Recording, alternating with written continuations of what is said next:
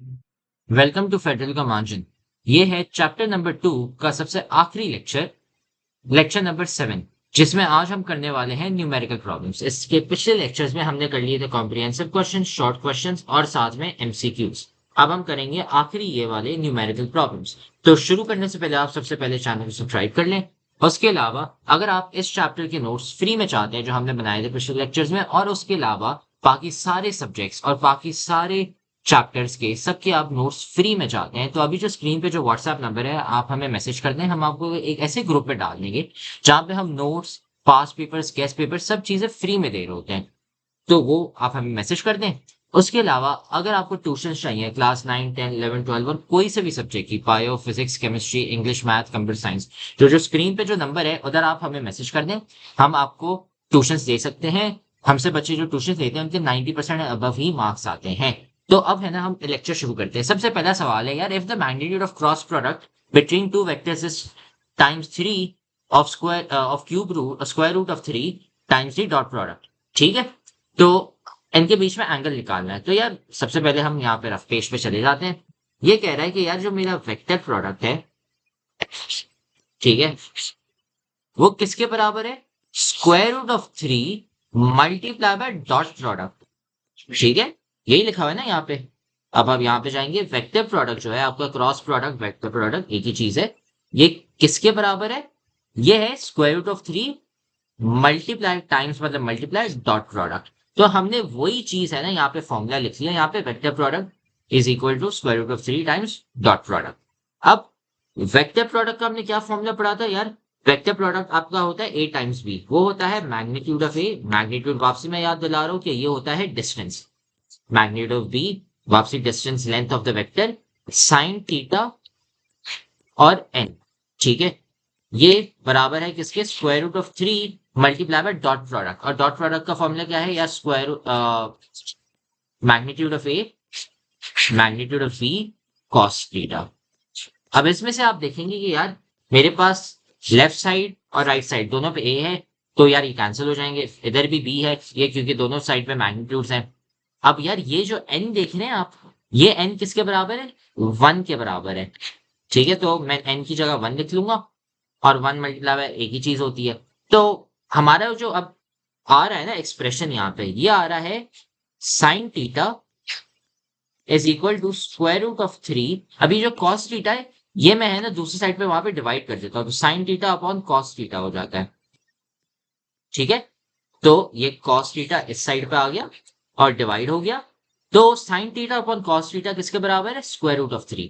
और हमें पता है यार sine theta upon cos theta किसके बराबर है? ये पूरी चीज बराबर है टेंजेंट ऑफ थीटा के बराबर।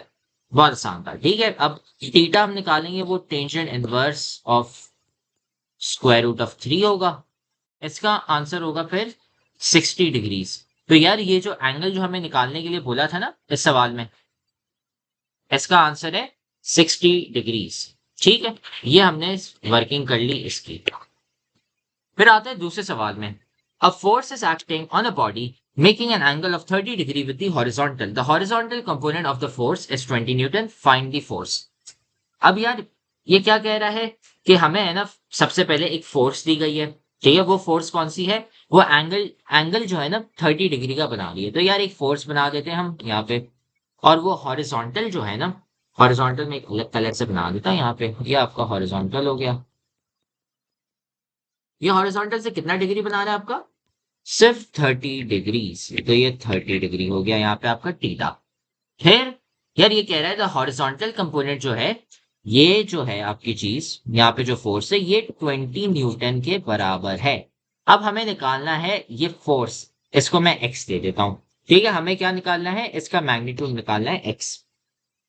तो यार सबसे पहले हमने एक फॉर्मूला पढ़ा था कि यार cos of 30 is equal to पास वाली साइड एडजेसेंट। ठीक है, तो आपका 20 न्यूटन हो गया, डिवाइडेड बाय हाइपोटेन्यूज। हाइपोटेन्यूज इसमें आपका मैग्नीट्यूड ऑफ एक्स हो गया। अब क्यों हमने ये किया? वो इसलिए क्योंकि यार हमें ये पता है कि यार हमें ये एंगल दिया हुआ यहाँ पे। ठीक है, अब हमें एक ऐसा फंक्शन लेना है, ट्रिग्नोमेट्रिक फंक्शन, जो यार हाइपोटेन्यूज को ले, तो उसकी वजह से साइन या कॉस होगा, और फिर पास वाली साइड को, एडजस्टेंट साइड को ले, हमें ऑपोजिट वाला ये वाला नहीं चाहिए, ये हमें नहीं चाहिए, हमें चाहिए ये पास वाला। उसकी वजह से यार हम यहाँ पे कॉस ले रहे हैं, क्योंकि कॉस थीटा का फॉर्मूला क्या होता है, वो होता है एडजेसेंट अपॉन हाइपोटेन्यूज। अगर आपको ट्रिग्नोमेट्री याद नहीं है तो आप है ना वापसी ये जाके रिवाइज कर लें, या फिर हमारे चैनल पे जो प्लेलिस्ट पड़ी है वो भी देख लें। ठीक है, तो ये हो गया। अब मैं करूंगा ये, मैं cos 30 को इस साइड पे डिवाइड कर दूंगा और x को है मैं उस साइड पे मल्टीप्लाई कर दूंगा। तो मैं इन दोनों के पास ये चेंज कर देता हूँ, मॉड्यूलस ऑफ x इधर आ गया और cos ऑफ 30 इधर आ गया। ठीक है, अब इसको जब आप सॉल्व करेंगे तो इसका जो आंसर होगा 30 स्क्वायर रूट ऑफ 3/2, इसका आंसर आएगा 40 अपॉन स्क्वायर रूट ऑफ 3, जो है आपका आंसर किसके बराबर, 23.1 न्यूटन। ठीक है, तो ये हो गया आपका आंसर 23.1। फिर अब हम आते हैं क्वेश्चन नंबर 3 में।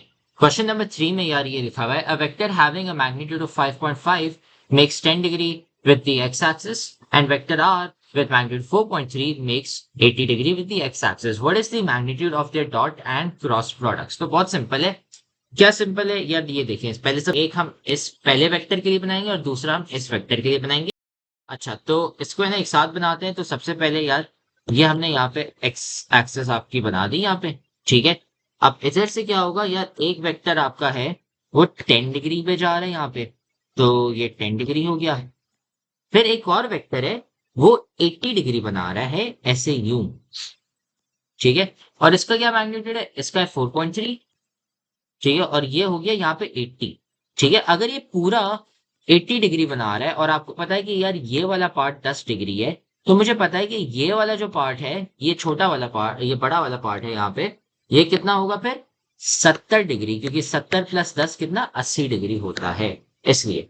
और यहाँ पे फिर आपका ये हो गया मैग्नीट्यूड 5.5। तो जब हम ये करते हैं तो यार ये हमारी डायग्राम बन गई है, जिसमें एक वेक्टर आपका 4.3 वाला आ गया और दूसरा 5.5 वाला आ गया, 70 डिग्री यूं 10 डिग्री यूं। ठीक है, तो ये हमारा डायग्राम बन गया। अब यार ये क्या कह रहा है कि यार इसमें हमें डॉट प्रोडक्ट लेना है और क्रॉस प्रोडक्ट लेना है। तो डॉट प्रोडक्ट क्या होता है यार, डॉट प्रोडक्ट का हमारा फॉर्मूला मैं वापसी लिख रहा हूँ यहाँ पे, ए डॉट बी वो है मैग्नीट्यूड ऑफ ए। मैग्नीट्यूड हमेशा याद रखें लेंथ होती है, डिस्टेंस होती है।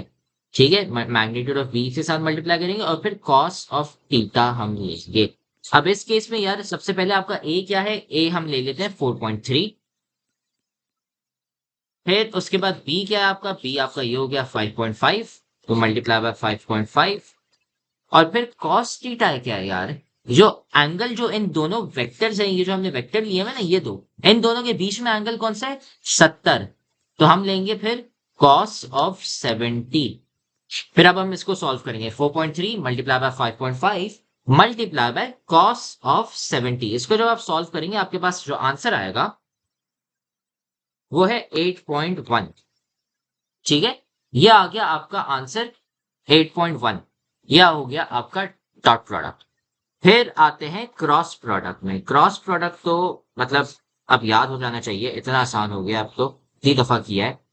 क्रॉस प्रोडक्ट में यार सबसे पहले डॉट हटा के मल्टीप्लाई कर देंगे, ए मैग्नीट्यूड और बी मैग्नीट्यूड सेम रहेगा। फिर यार कॉस थीटा की जगह वहां पे आ जाता है साइन थीटा और एन, लेकिन एन आप अज्यूम करेंगे 1 है आपके लेवल के लिए, सिर्फ एन जो है ना वो हम 1 लिखेंगे, तो यहाँ पे मल्टीप्लाई बाय 1 है, और अगर आप मल्टीप्लाई बाय 1 लिखते हैं तो खैर होती है, वो एक ही सेम आंसर आ जाता है। फिर यहाँ पे जाते हैं तो हम लिखते हैं 4.3 multiply by 5.5 multiply by sine of theta. Theta कौन सा, वापसी वही थीटा जो हम यहाँ पे ले रहे थे, बीच में जो आ रहा है, आप ना 10 लेंगे ना 80 लेंगे, वही वाले लेंगे जो इन दोनों वेक्टर्स के बीच में आ रहा है, वो है साइन ऑफ 70। इसको जब हम सॉल्व करेंगे आपके पास आंसर आएगा 22.2। ये हो गया आपका मैग्नीट्यूड क्रॉस प्रोडक्ट का।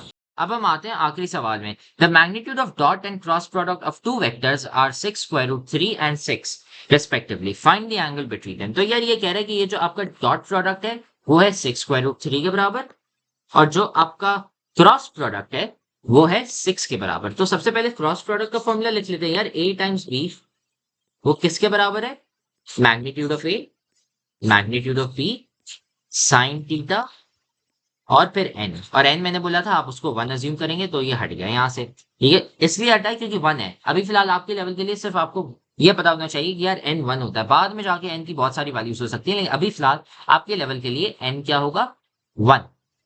फिर आते हैं हम ए टाइम्स बी। यार हमने यहाँ पे लिखा था ना, ये लिखा हुआ है सवाल में, ये किसके बराबर है क्रॉस प्रोडक्ट, 6। तो हम ए टाइम्स बी की जगह यहाँ पे 6 लिख लेंगे। क्यों? क्योंकि यार ये वाली चीज 6 के बराबर है। फिर आते हैं हम आपके डॉट प्रोडक्ट में। डॉट प्रोडक्ट क्या है, ए डॉट बी। ये किसके बराबर है, magnitude of A magnitude of B और फिर मल्टीप्लाई बाय कॉस थीटा। ठीक है, अब डॉट प्रोडक्ट किसके बराबर है, 6 स्क्वायर रूट 3। तो यार मैं ए डॉट बी की जगह यहाँ पे 6 स्क्वायर रूट ऑफ 3 लिख लूंगा। अब यार मुझे ये पता चल गया, अब मैं यहाँ पे ट्रिक बता रहा हूँ आपको, जिससे शॉर्टकट ली है ना, आपका एंगल निकल जाए। ये देखिए यहाँ पे कह रहा है कि एंगल निकालो, यहाँ पे जो बीच में आ रहा है। तो हम करेंगे यार कि पहली इक्वेशन जो है उसको हम दूसरी इक्वेशन से डिवाइड कर देंगे। तो क्या कर दिया हमने, हमने इन दोनों को डिवाइड कर दिया। तो यार 6 divide by square root of 3, 6 square root 3 और A B sine theta divide by A B cos theta. जब हम ये करते हैं तो अब देखिए आप यहाँ पे कि कितना है ना साफ, मतलब अब आपका बन जाएगा इक्वेशन। क्यों? क्योंकि सबसे पहले यहाँ पे डिनोमिनेटर में 6 है और न्यूमरेटर में 6 है, तो ये दोनों आपके कैंसिल हो गए। तो बचा आपके पास क्या, 1। ठीक है, 1/√3। फिर आपके पास ए बी दोनों सेम है, ये कट हो गए। बचा आपके पास क्या यहाँ पे वापसी, 1। ठीक है, 1 और 1, वो 1 और 1 आप हटा सकते हैं यहाँ से, उधर पड़ा रहे।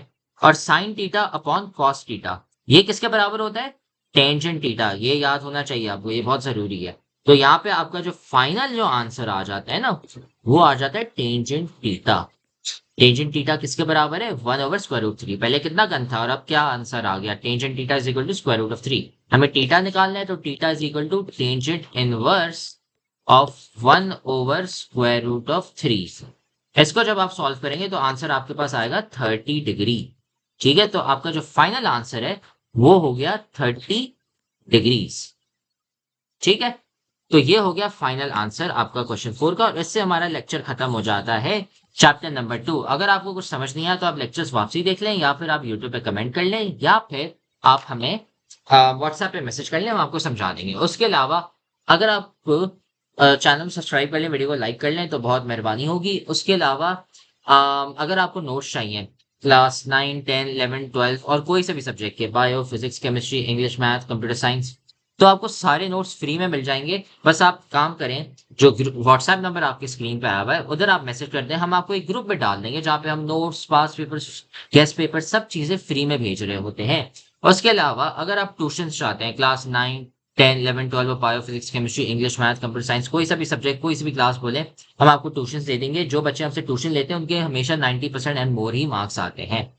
ठीक है, तो अब ऐसे हमारा चैप्टर 2 खत्म हो गया। अगले लेक्चर में फिर हम चैप्टर 3 शुरू करेंगे।